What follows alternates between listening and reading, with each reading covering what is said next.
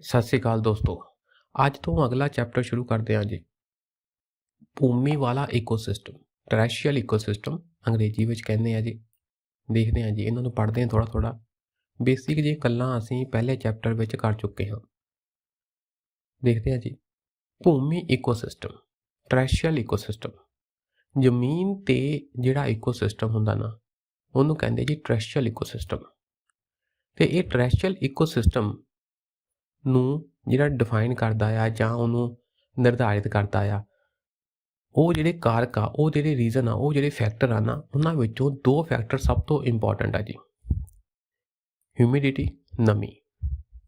Atmosphere ਵਿੱਚ, ਹਵਾ ਵਿੱਚ ਕਿੰਨੀ ਨਮੀ ਆ, ਕਿੰਨਾ ਉੱਥੇ ਮੀਂਹ ਪੈਂਦਾ, ਤੇ ਉੱਥੋਂ ਦਾ ਤਾਪਮਾਨ ਇੰਪੋਰਟੈਂਟ ਗੱਲ ਆ ਜੀ। ਟਰੈਸ਼ੀਅਲ ਇਕੋਸਿਸਟਮ ਪ੍ਰਣਾਲੀਆਂ ਨੂੰ ਨਿਰਧਾਰਿਤ ਕਰਨ ਵਾਲੇ ਕਾਰਕਾਂ ਵਿੱਚ ਨਮੀ ਅਤੇ ਤਾਪਮਾਨ ਇਹ ਸਭ ਤੋਂ ਮਹੱਤਵਪੂਰਨ ਹਨ। ਇਹ ਇਕੋਸਿਸਟਮ ਹੇਠ ਲਿਖੀਆਂ ਕਿਸਮਾਂ ਵਿੱਚ ਵੰਡੇ ਹੋਏ ਹਨ। ਕਿਹੜੀਆਂ ਇਹਨਾਂ ਦੀਆਂ ਕੈਟਾਗਰੀਆਂ ਹਨ, ਜਿਨ੍ਹਾਂ ਨੂੰ ਅਸੀਂ ਬਾਇਓਮਸ ਵਜੋਂ ਜਾਣਦੇ ਹਾਂ। ਇੰਪੋਰਟੈਂਟ ਪੁਆਇੰਟ ਆ ਕਿ ਜਿਹੜੇ ਟਰੈਸ਼ੀਅਲ ਇਕੋਸਿਸਟਮ ਆ ਨਾ, ਅਲੱਗ-ਅਲੱਗ ਟਰੈਸ਼ੀਅਲ ਇਕੋਸਿਸਟਮ, ਉਹਨਾਂ ਨੂੰ ਬਾਇਓਮਸ ਕਹਿੰਦੇ ਆ। ਪਹਿਲੇ ਚੈਪਟਰ ਵਿੱਚ ਅਸੀਂ ਇਹ ਗੱਲ ਪੜ੍ਹੀ, ਤੇ ਅਲੱਗ-ਅਲੱਗ ਬਾਇਓਮ ਨੂੰ ਅਸੀਂ ਹੁਣ ਥੋੜਾ ਦੇਖਾਂਗੇ। ਹਾਲਾਂਕਿ ਕਾਫੀ ਗੱਲਾਂ ਅਸੀਂ ਪਹਿਲਾਂ ਹੀ ਪੜ੍ਹ ਚੁੱਕੇ ਹਾਂ। ਅਸੀਂ ਇਸ ਵਿਸ਼ੇ ਨੂੰ ਪਿਛਲੇ ਅਧਿਆਇ ਵਿੱਚ ਪਹਿਲਾਂ ਹੀ ਕਵਰ ਕਰ ਚੁੱਕੇ ਹਾਂ। ਅਲੱਗ-ਅਲੱਗ ਬਾਇਓਮਸ ਅਸੀਂ ਪਹਿਲਾਂ ਪੜ੍ਹ ਚੁੱਕੇ ਹਾਂ, ਇਸ ਲਈ ਹੁਣ ਅਸੀਂ ਇਹਨਾਂ ਦੇ ਡੀਪ ਵਿੱਚ ਨਹੀਂ ਜਾਵਾਂਗੇ। ਹੋਰ ਐਡੀਸ਼ਨਲ ਗੱਲਾਂ ਅਸੀਂ ਟਰੈਸ਼ੀਅਲ ਇਕੋਸਿਸਟਮ ਬਾਰੇ ਪੜ੍ਹਾਂਗੇ। ਦੇਖਦੇ ਹਾਂ ਜੀ, ਟੁੰਡਰਾ ਇਕੋਸਿਸਟਮ ਜਾਂ ਟੁੰਡਰਾ ਬਾਇਓਮ। ਥੋੜਾ ਜਿਹਾ ਰਿਵੀਜ਼ਨ ਕਰ ਲਈਏ। ਟੁੰਡਰਾ ਦਾ ਅਰਥ ਹੁੰਦਾ ਜੀ ਬੰਜਰ ਜ਼ਮੀਨ, ਬਹੁਤ ਠੰਡਾ ਇਲਾਕਾ ਜਿਹੜਾ ਕੀ ਹੈ ਬੰਜਰ ਆ। ਇਹ ਉਹਨਾਂ ਖੇਤਰਾਂ ਵਿੱਚ ਪਾਏ ਜਾਂਦੇ ਹਨ ਜਿੱਥੇ ਵਾਤਾਵਰਣ ਦੀਆਂ ਸਥਿਤੀਆਂ ਬਹੁਤ ਸਖਤ ਹੁੰਦੀਆਂ ਹਨ। ਹਾਰਸ਼ ਕੰਡੀਸ਼ਨਸ, ਠੰਡ ਬਹੁਤ ਪੈਂਦੀ ਹੈ, ਪਾਣੀ ਦੀ ਬਹੁਤ ਘਾਟ ਆ, ਤੇ ਹਾਰਸ਼ ਕੰਡੀਸ਼ਨਸ ਆ, ਉੱਥੇ ਟੁੰਡਰਾ ਬਾਇਓਮਸ ਪਾਏ ਜਾਂਦੇ ਆ। ਟੁੰਡਰਾ ਦੀਆਂ ਦੋ ਕਿਸਮਾਂ ਹਨ। ਇੱਕ ਹੁੰਦੇ ਜੀ ਆਰਕਟਿਕ। ਦੇਖੋ ਨਾ, ਆਹ ਤੁਹਾਡੀ ਧਰਤੀ ਹੈ, ਧਰਤੀ ਦੀ ਆਹ ਹੈਗੀ ਜੀ ਭੂਮੱਧ ਰੇਖਾ, ਤੇ ਆਹ ਜਿਹੜਾ ਤੁਹਾਡਾ ਪੋਲ ਆ ਨਾ, ਪੋਲ ਦੇ ਆਸੇ-ਪਾਸੇ ਵਾਲਾ ਖੇਤਰ ਆਰਕਟਿਕ, ਉਹ ਟੁੰਡਰਾ ਖੇਤਰ ਹੁੰਦਾ ਜੀ। ਤੇ ਦੂਸਰਾ ਹੁੰਦਾ ਜੀ ਅਲਪਾਈਨ ਮਤਲਬ ਪਹਾੜਾਂ ਵਿੱਚ। ਜਿਸ ਤਰ੍ਹਾਂ ਹਿਮਾਲਿਆ ਪਰਬਤ ਆ, ਤੁਸੀਂ ਉਸ ਦੇ ਉੱਤੇ ਜਾਂਦੇ ਜਾਓਗੇ ਤਾਂ ਇੱਕ ਜਗ੍ਹਾ, ਇੱਕ ਖੇਤਰ, ਇੱਕ ਸਿਚੁਏਸ਼ਨ ਇਸ ਤਰ੍ਹਾਂ ਦੀ ਆਏਗੀ ਕਿ ਜਿੱਥੇ ਪੇੜ ਪੌਦਾ ਤੁਹਾਨੂੰ ਨਹੀਂ ਦਿਖੇਗਾ, ਉਹ ਵੀ ਟੁੰਡਰਾ ਬਾਇਓਮ ਆ ਜੀ। ਆਰਕਟਿਕ ਟੁੰਡਰਾ ਉੱਤਰੀ ਹੈਮੀਸਫੇਅਰ ਵਿੱਚ ਪਾਏ ਜਾਂਦੇ ਹਨ। ਆਹ ਦੇਖੋ, ਆਹ ਧਰਤੀ ਆ, ਆਹ ਧਰਤੀ ਦੀ ਭੂਮੱਧ ਰੇਖਾ ਤੋਂ ਉੱਪਰ ਵਾਲਾ ਅੱਧਾ ਹਿੱਸਾ ਹੈਮੀਸਫੇਅਰ। ਤਾਂ ਜਿਹੜਾ ਸਾਊਥ ਆ ਨਾ, ਸਾਊਥ ਵਿੱਚ ਕੀ ਆ, ਇੱਥੇ ਸਾਰੇ ਸਮੁੰਦਰ ਆ, ਇੱਥੇ ਧਰਤੀ ਨਹੀਂ ਹੈਗੀ, ਤਾਂ ਇਸ ਕਰਕੇ ਇੱਥੇ ਟੁੰਡਰਾ ਬਾਇਓਮ ਇੰਨੇ ਨਹੀਂ ਸਾਨੂੰ ਮਿਲਦੇ। ਹਾਂ, ਨਾਰਥ ਵਿੱਚ, ਉੱਤਰ ਵਿੱਚ, ਧਰੁਵਾਂ ਦੇ ਲਾਗੇ ਟੁੰਡਰਾ ਬਾਇਓਮ ਮਿਲਦੇ ਆ। ਠੀਕ, ਇਹ ਗੱਲ ਹੋ ਗਈ ਧਰੁਵਾਂ ਦੇ ਲਾਗੇ, ਜਿਹਨੂੰ ਆਪਾਂ ਕਹਿੰਦੇ ਆਰਕਟਿਕ ਟੁੰਡਰਾ। ਓਕੇ, ਤਾਂ ਇਹਨਾਂ ਦਾ ਏਰੀਆ ਕਿਹੜਾ ਹੋਇਆ ਜੀ? ਧਰੁਵੀ ਬਰਫ਼ ਵਾਲੇ ਖੇਤਰ ਦੇ ਹੇਠਾਂ ਅਤੇ ਰੁੱਖਾਂ ਦੀ ਰੇਖਾ, ਟ੍ਰੀ ਲਾਈਨ ਦੇ ਉੱਪਰ। ਆਹ ਦੇਖੋ, ਤੁਸੀਂ ਜਦੋਂ ਇੱਧਰ ਉੱਤੇ ਜਾਓਗੇ ਨਾ, ਇੱਕ ਜਗ੍ਹਾ ਆਉਣੀ ਆ ਜਿੱਥੇ ਪੇੜ ਪੌਦੇ ਉਸ ਤੋਂ ਉੱਪਰ ਨਹੀਂ ਮਿਲਦੇ। ਤਾਂ ਉਹ ਜਿਹੜੀ ਬਾਉਂਡਰੀ ਆ ਗਈ ਨਾ, ਜਿੱਥੇ ਤੱਕ ਪੇੜ ਪੌਦੇ ਮਿਲਦੇ ਆ, ਉਹਨਾਂ ਨੂੰ ਕਹਿੰਦੇ ਆ ਜੀ ਟ੍ਰੀ ਲਾਈਨ। ਟ੍ਰੀ ਲਾਈਨ ਤੋਂ ਉੱਪਰ ਤੇ ਬਰਫ਼ ਤੋਂ ਥੱਲੇ ਉਹ ਖੇਤਰ ਆ ਜੀ ਤੁਹਾਡੇ ਆਰਕਟਿਕ ਟੁੰਡਰਾ ਦੇ। ਓਕੇ, ਇਸ ਖੇਤਰ ਵਿੱਚ ਕਿਹੜੇ ਦੇਸ਼ ਆਉਂਦੇ ਆ ਜੀ? ਕੈਨੇਡਾ ਦਾ ਉੱਤਰੀ ਕਿਨਾਰਾ, ਅਲਾਸਕਾ, ਯੂਰਪੀ ਹਿੱਸੇ ਵਾਲਾ ਰੂਸ, ਸਾਈਬੇਰੀਆ ਦਾ ਖੇਤਰ, ਆ ਸਾਰਾ ਸਾਈਬੇਰੀਆ ਠੰਡਾ ਏਰੀਆ, ਤੇ ਕੁਛ ਟਾਪੂ, ਸਮੁੰਦਰ ਦੇ ਨਾਲ ਲੱਗਦੇ ਟਾਪੂ, ਕੁਛ ਉੱਪਰ ਕੁਛ ਟਾਪੂ ਵੀ ਇਹਦੇ ਵਿੱਚ ਆ ਗਏ। ਆਹ ਦੇਖੋ ਜੀ, ਆਹ ਜਿਹੜਾ ਸਕਾਈ ਬਲੂ ਕਲਰ ਆ, ਇਹ ਹੈ ਟੁੰਡਰਾ। ਆਹ ਜਿਹੜਾ ਸਕਾਈ ਬਲੂ ਕਲਰ ਆ ਨਾ, ਰੰਗ ਆ, ਅਸਮਾਨੀ ਰੰਗ ਆ, ਆਹ ਵਾਲਾ ਸਾਰਾ ਟੁੰਡਰਾ ਖੇਤਰ ਆ ਜੀ। ਓਕੇ ਜੀ, ਬਾਕੀ ਕਾਫੀ ਗੱਲਾਂ ਅਸੀਂ ਪਹਿਲਾਂ ਪੜ੍ਹ ਚੁੱਕੇ ਹਾਂ। ਆਹ ਦੇਖੋ, ਐਲਪਾਈਨ ਟੁੰਡਰਾ ਕੀ ਹੁੰਦਾ ਜੀ? ਜੋ ਉੱਚੇ ਪਹਾੜਾਂ 'ਤੇ ਹੁੰਦਾ। ਜਦੋਂ ਅਸੀਂ ਵੱਡੇ ਪਹਾੜਾਂ ਦੀ ਉਚਾਈ ਵੱਲ ਜਾਂਦੇ ਹਾਂ, ਇੱਕ ਖੇਤਰ ਆਉਂਦਾ ਜੋ ਬਹੁਤ ਹੀ ਠੰਡਾ ਹੁੰਦਾ, ਉੱਥੇ ਬਨਸਪਤੀ ਵਗੈਰਾ ਤੁਹਾਨੂੰ ਨਹੀਂ ਮਿਲਦੀ, वो हो गया जी अल्पाइन। अल्पाइन का मतलब पहाड़ वाला टुंडरा। ये सारे अक्षांशां ते पाया जाता है। आ इंपॉर्टेंट पॉइंट हो गया जी। जिदा ना आ देखो धरती आ धरती आ गोला जब बनया नहीं, आ देख लें। हाँ आ गोल बना दें आप। आ धरती के आ ध्रुवां के लागे पाया जाता जी तुहाडा आर्कटिक टुंडरा। ठीक है जी। पर जिहड़ा पहाड़ां वाला टुंडरा एरिया ना, वो जरूरी नहीं पोल ते पाया जाए, वो किसी भी लैटीट्यूड ते हो सकता, किसी भी लैटीट्यूड भाव अक्षांश ते हो सकता जी। इंपॉर्टेंट पॉइंट है जी ये। इतों ऑब्जैक्टिव प्रश्न बन जाता कि जिहड़ा अल्पाइन टुंडरा आ की वो सिर्फ ध्रुवां लागे पाया जाता? नहीं जी, वो सारे अक्षांशां ते लैटीट्यूड्स ते पाया जाता है। सतह तो गर्मी के नुकसान तो बचने लई टुंडरा खेतर देखो, गर्मी का नुकसान का भाव इत्थे यह है कि इन्हां दे शरीर विचों गर्मी निकल ना जाए किते, जिन्नी क गर्मी हैगी आ उन्हां दे अंदर रवे। तो टुंडरा खेतर के जिहड़े मैमल्स होंदे ना, जीव होंदे आ, थन धारी जीव होंदे आ, उन्हां दे शरीर का आकार वड्डा हुंदा है जी, ताकि वॉल्यूम टू सरफेस रेशो ज़्यादा होवे। पूछ छोटी हुंदी आ, कंन भी छोटे हुंदे हन। ये गल्लां असीं पहले चैप्टर विच पढ़ चुके हाँ, ताकि उन्हां दे बॉडी के अंदरली हीट बाहर ना जाए। ठीक है। आकार वड्डा होएगा ना, मान लो कोई जीव आ, देखो आ कोई जीव आ, मान लो ਉਹਦਾ आकार वड्डा होएगा, ਇਹਦਾ मतलब ਉਹਦੇ अंदर वॉल्यूम ज़्यादा आ सरफेस के हिसाब नाल, ते जो उन्होंने खादा आ वो अंदर स्टोर रहेगा, वो एनर्जी स्टोर रहेगी, जल्दी बाहर सरफेस राही नहीं जाएगी। छोटी पूछ होंदी आ, छोटे कंन होंदे आ, सरफेस भाव छोटा हुंदा उन्हां दा बॉडी का। ओके, हुण आपां थोड़ा होर गल्लां पढ़दे आ जी। देखो टुंडरा असीं थोड़ा देख लिया, टैगा हो गया या होर बायोम्स वगैरह हैगे आ, वो असीं पहले चैप्टर विच थोड़ा थोड़ा देखे हुए आ। हुण गल करांगे जी फॉरेस्ट वाले इकोसिस्टमां दी, जंगल वाले इकोसिस्टम दी। जंगल पर्यावरण प्रणालियां नूं, जंगल वाले इकोसिस्टम नूं आम तौर ते 3 प्रमुख श्रेणियां विच असीं वंड सकदे हां। 3 प्रमुख श्रेणियां विच कॉनीफोरस फॉरेस्ट, टैंपरेट फॉरेस्ट ते ट्रॉपिकल फॉरेस्ट। फिर गल आई है जी आ धरती आ, आ धरती के उपर जिहड़ा ठंडा खेतर आ उत्थे हो गए जी ये कॉनीफोरस जंगल। थोड़ा थल्ले आवांगे आप भूमध्य रेखा तो उत्ते मध्य वाले एरिया में हो गए टैंपरेट जंगल, ते भूमध्य रेखा के लागे लागे हो गए जी ट्रॉपिकल या गर्म खंडी जंगल। ये सारे जंगल या सारे जंगल बायोम आम तौर ते उत्तर तो दक्षिण अक्षांश तक व्यवस्थित किए गए हैं। उत्तर तो दक्षिण वाल नूं जाइए, पहला आंदा जी कॉनीफरस, फिर आंदा टैंपरेट, फिर आंदा गर्म खंडी या ट्रॉपिकल जंगल। ठीक है जी। हुण आपां पढ़दे हां जी कॉनीफोरस फॉरेस्ट, बोरियल जंगल। इहनूं असीं काफ़ी पहले चैप्टर च देख चुके हैं जी।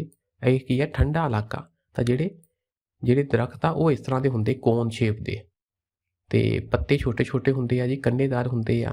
ये अपने पत्ते मौसम के हिसाब नाल थल्ले नहीं सिੱਟਦੇ। इन्हां नूं बोरियल जंगल भी कहते हैं।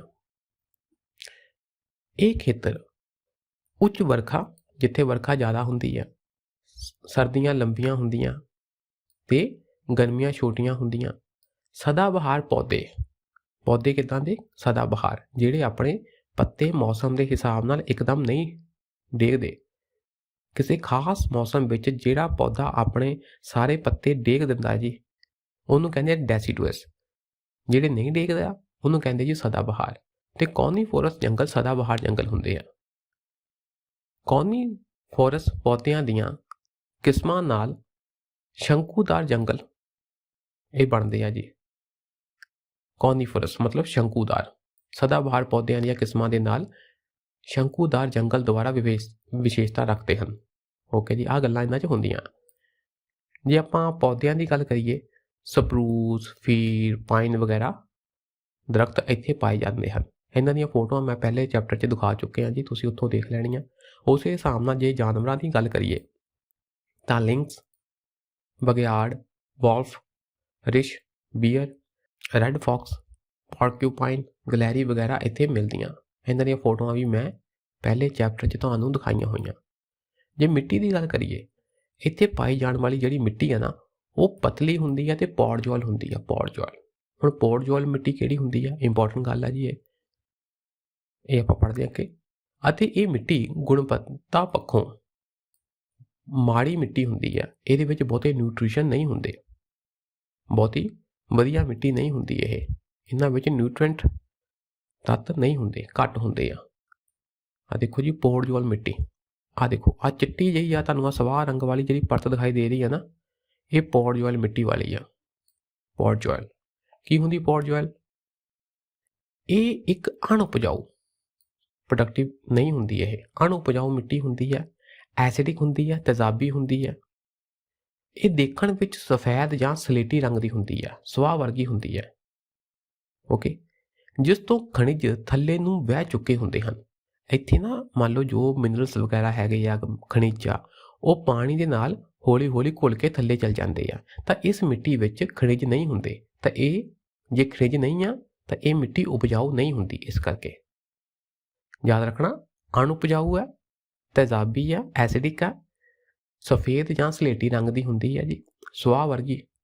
ਤੇ ਇਹਨਾਂ ਵਿੱਚ ਜਿਹੜੇ ਖਣਿਜ ਆ, ਮਿਨਰਲਸ ਆ, ਉਹ ਪਾਣੀ ਨਾਲ ਬਹਿ ਕੇ ਥੱਲੇ ਚਲ ਜਾਂਦੇ ਹੁੰਦੇ ਆ। ओके, ये गल है जी, मतलब पानी नाल इत्थों खनिज बह जाते हैं, उन्होंने कहते पोरजोल सॉइल। हुण ये मिट्टी माड़ी क्यों आ जी? माड़ी क्यों आ? ठंडे वातावरण विच चट्टानां दी टुट भज हौली हौली हुंदी है। पहलां तुसीं ये गल समझो, मिट्टी हुंदी की आ? मिट्टी की हुंदी है जी? मिट्टी विच मिनरल्स हुंदे आ जो कि चट्टानां तों आए आ। मिट्टी विच ऑर्गेनिक मैटर हुंदा आ जो कि जीव जंतुआं दे, पौदिਆਂ ਦੇ सड़न गलन तो बनता आ ऑर्गेनिक मैटर। मिनरल्स ते ऑर्गेनिक मैटर मिल के की बनाउंदे आ जी? मिट्टी। हुण क्योंकि ठंडा वातावरण आ, चट्टानां दी टुट भज भी हौली हौली हुंदी आ, इहदा मतलब मिनरल नहीं मिलते, इस करके ये मिट्टी माड़ी आ। एक गल, कॉनीफर दरख्तां दे पत्ते सूई वर्गे छोटे छोटे हुंदे हन।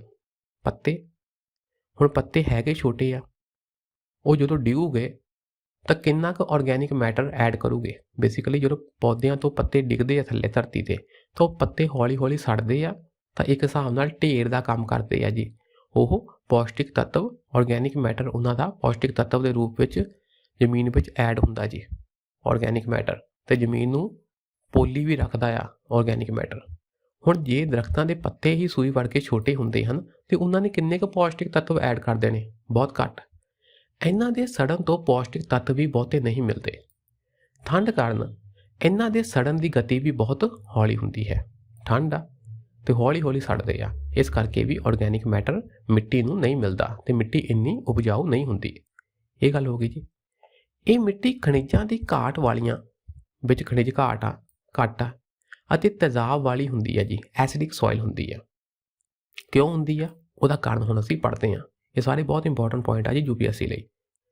ਦੇਖੋ ਜੀ, ਘੱਟ ਵਾਸ਼ਪੀਕਰਨ ਹੁੰਦਾ ਆ ਕਿਉਂਕਿ ਠੰਡਾ ਇਲਾਕਾ ਆ। ਠੰਡਾ ਇਲਾਕਾ ਆ ਦੇਖੋ, ਆ ਸਮਝੋ ਗੱਲ ਨੂੰ। ਆ ਹੈ ਜੀ ਤੁਹਾਡੀ ਮਿੱਟੀ, ਆ ਹੈਗਾ ਏਅਰ, ਠੀਕ ਹੈ ਜੀ, ਆ ਹੈਗਾ ਏਅਰ, ਵਾਯੂਮੰਡਲ। ਆ ਤੁਹਾਡੀ ਮਿੱਟੀ ਆ ਜੀ। ਹੁਣ ਮਿੱਟੀ ਦੇ ਥੱਲੇ ਚਟਾਨਾਂ ਆ। ਹੁਣ ਮੰਨ ਲਓ ਇੱਥੇ ਪਾਣੀ ਆ। ਹੁਣ ਪਾਣੀ ਇੱਥੇ ਜੇ ਸੂਰਜ ਦੀ ਕਿਰਨਾਂ ਪੈਣਗੀਆਂ ਤਾਂ ਪਾਣੀ ਉੱਪਰ ਨੂੰ ਜਾਏਗਾ, ਵਾਸ਼ਪ ਬਣ ਕੇ ਉੱਡੇਗਾ ਤੇ ਹੌਲੀ ਹੌਲੀ ਹੌਲੀ ਥੱਲੇਲਾ ਪਾਣੀ ਵੀ ਉੱਪਰ ਆਏਗਾ ਕੈਪਿਲਰੀ ਰਿਐਕਸ਼ਨ ਦੇ ਥਰੂ।